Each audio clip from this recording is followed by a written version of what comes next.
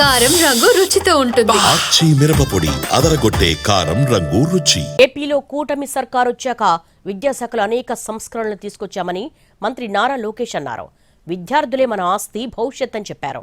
Learning technique లో south ఇండియాలో మన రాష్ట్రమే ముందన్నారు లోకేష్. డిఎస్సి నిర్వహణతో కొత్త టీచర్ నియామకాలు జరుగుతాయని తెలిపారు. సెప్టెంబర్ నుంచి కొత్త టీచర్లు విధుల్లో చేరతారని పేర్కొన్నారు. అందరికి తెలుసు, ప్రజాప్రభుత్వం ఏర్పడిన తర్వాత డిఎస్సి నిర్వహించాం. కొత్త టీచర్లు ఇప్పుడు నియామకం జరుగుతుంది.